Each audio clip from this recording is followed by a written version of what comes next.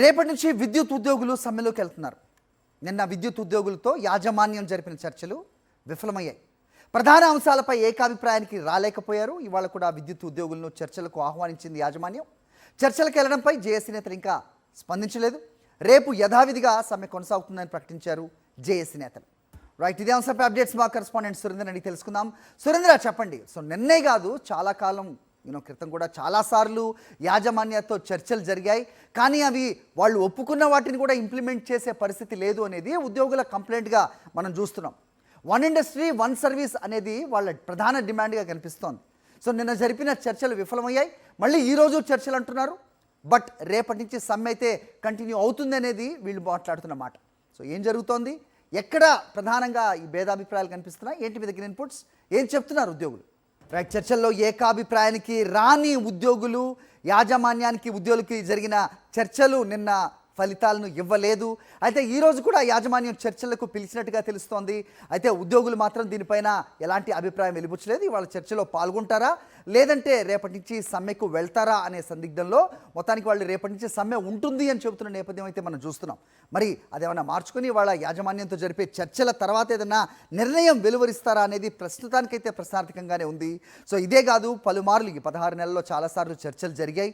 So ఆ చర్చల్లో మాత్రం వాళ్ళు కొన్నిటికి అంగీకరిస్తున్నారు. కానీ అంగీకరించిన వాటిని కూడా వాళ్ళు అమలు చేయట్లేదు అనేది ప్రధానంగా ఉద్యోగులు చెబుతున్న ఒక ప్రధాన కారణంగా కూడా చూస్తూ ఉన్నాం.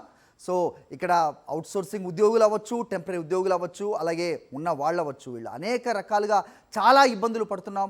అలాగే ఇంక్రిమెంట్స్ విషయంలో కూడా చాలా ఇబ్బందులు ఉన్నాయి. So one industry one service అనే నినాదంతో అందరినీ ఒక గూటికి, ఒక గొడుగు కిందకి తీసుకొస్తే సో ప్రభుత్వానికి, యాజమాన్యానికి కూడా ఖర్చు తగ్గుతుంది. దాదాపు 200 కోట్ల వరకు వాళ్లకు మిగులుతుంది అనేది కూడా నిన్న జేఏసీ నాయకులు మాట్లాడడం కూడా ప్రస్తుతం మనం చూసాం.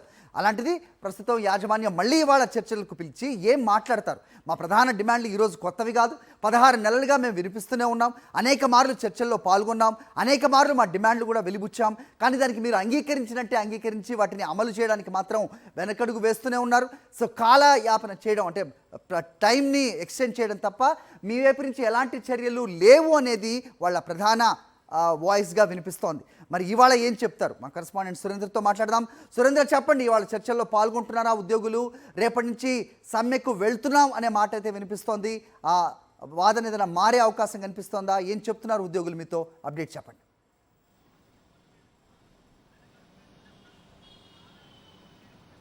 సురేంద్ర, హరి, రేపటి నుంచి విద్యుత్ ఉద్యోగులు సమ్మెకి పిలిపించిన పరిస్థితి కనిపిస్తుంది. ఇప్పటికే అనేక దఫాలుగా యాజమాన్యాలతోటి చర్చలు కొనసాగించి జరిగిన చర్చలన్నీ కూడా విఫలమైన పరిస్థితి అయితే కనిపిస్తుంది. ప్రధానమైన వాళ్ళ డిమాండ్స్ ఏమున్నాయో ఆ డిమాండ్స్ మీద తప్ప మిగతా అంశాలన్నింటి మీద యాజమాన్యం సుముఖంగా ఉంది. ప్రధాన డిమాండ్స్ని పట్టించుకోవట్లేదంటూ నిన్న జేఏసీ నేతలు చెప్పిన పరిస్థితి కనిపిస్తుంది. ప్రధానంగా ఒకే అంశం మీద ఈ డిస్కషన్ అంతా జరుగుతుంటే మనకు తెలుస్తుంది. కాంట్రాక్ట్ ఎంప్లాయీస్కి సంబంధించి ఏదైతే థర్డ్ పార్టీ ఉందో దాన్ని రద్దు చేసి ఇప్పుడున్న కాంట్రాక్ట్ ఎంప్లాయీస్ దాదాపు 30,000 మంది విద్యుత్ రంగంలో కాంట్రాక్ట్ ఎంప్లాయీస్గా పనిచేస్తున్నారు. వీళ్ళందరినీ కూడా నేరుగా యాజమాన్యాలే విధుల్లోకి తీసుకోవాలంటూ వీళ్ళు డిమాండ్ చేస్తున్నారు. అయితే ఆ అంశాన్ని తప్ప మిగతా అంశాలను మేము చర్చిస్తామంటూ యాజమాన్యం చెబుతా ఉంది. అయితే అదే అంశం మీద ఒక క్లారిటీ ఇవ్వాలి, మాకు ఖచ్చితంగా కాంట్రాక్ట్ ఎంప్లాయీస్ని విధుల్లోకి తీసుకోవాలి, థర్డ్ పార్టీని రద్దు చేసి డైరెక్ట్గా విద్యుత్ శాఖే వీళ్ళందరినీ కూడా రిక్రూట్ చేసుకోవాలంటూ వీళ్ళు డిమాండ్ చేస్తున్నారు. పక్క రాష్ట్రాల్లో ఇదే అమలు అవుతుంది, ఆంధ్రప్రదేశ్లో ఎందుకు సాధ్యం కాదంటూ కూడా వాళ్ళు డిమాండ్ చేస్తున్న పరిస్థితి కనిపిస్తుంది. అయితే దాదాపు 2.5 గంటల పాటు నేను చర్చలు కొనసాగాయి. అయితే యాజమాన్యం ఎక్కడా కూడా సుముఖంగా లేకపోవడంతో చర్చలు బహిష్కరించి బయటకు వచ్చారు.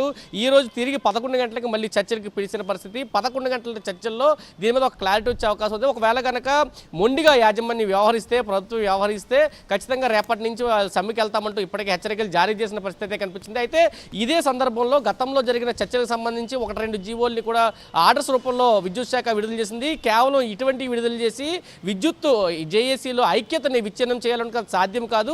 ఖచ్చితంగా మేమంతా ఒకే మాట మీద ఉన్నాము, ఒకే విధంగా నడుచుకుంటాము. అది కాంట్రాక్ట్ కానీ పర్మనెంట్ ఉద్యోగులు కానీ అంతా ఒక మాట మీద ఉన్నామని చెప్తున్నారు. దాదాపు విద్యుత్ ఉద్యోగులు కానీ రేపు సమ్మెకి వెళ్తే దాదాపు 66,000 మంది ఉద్యోగులు ఒకసారిగా సమ్మెకి వెళ్తారు. ఇప్పటికే పరిశ్రమలు, విద్యుత్ సంక్షోభం కారణంగా చాలా పరిశ్రమలు మూతపడ్డాయి. మరికొన్ని పరిశ్రమలు అనేక ఇబ్బందులు పడుతూ ఉన్నాయి. మేము సమ్మెకి వెళ్తే కనుక అది ఆంధ్రప్రదేశ్కి తీరని నష్టాన్ని మిగులుస్తుందని కూడా వాళ్ళు చెప్తున్న పరిస్థితి కనిపిస్తుంది. మరొక పక్క ఇప్పటికే విద్యుత్ కార్మికులు సమ్మెకి వెళ్తామంటే ప్రభుత్వం చాలా ప్రతిష్టాత్మకంగా తీసుకొని వాళ్ళతో చర్చలు జరుపుతుంటారు. కానీ కూటమి ప్రభుత్వం వచ్చిన తర్వాత ఈ 15 నెలల నుంచి వాళ్ళు అనేకసార్లు వినతి పత్రాలు ఇస్తున్నారు. కానీ ప్రభుత్వం నుంచి ఎక్కడ పట్టించుకున్న పరిస్థితి లేదు. విద్యుత్ శాఖ మంత్రి కానీ దాని మీద మాట్లాడరు, అదేవిధంగా ముఖ్యమంత్రి కూడా మాట్లాడరు. కేవలం ఎవరైతే ఈ సీఎండీలు ఉన్నారో వాళ్ళు మాత్రమే సూచాపాయంగా చెప్తారు. ఏ డిమాండ్లు పెట్టినా ఇవన్నీ కూడా కన్సిడర్ కావు అంటూ చెప్తున్న పరిస్థితి. పూర్తిగా వీళ్ళందరినీ కూడా డిమోరలైజ్ చేసే పరిస్థితి కనిపిస్తుంది. దీని మీద పూర్తిగా ఆగ్రహావేశాలతో అయితే జేఏసీ నేతలు ఉన్నారు. ఈరోజు 11 గంటలకు జరిగే చర్చలు తాడో పేడో తేల్చుకుంటామంటూ కూడా జేఏసీ నేతలు చెప్తున్న పరిస్థితి అయితే కనిపిస్తుందని చెప్పాలి. హరి. ఆల్రైట్ సురేంద్ర.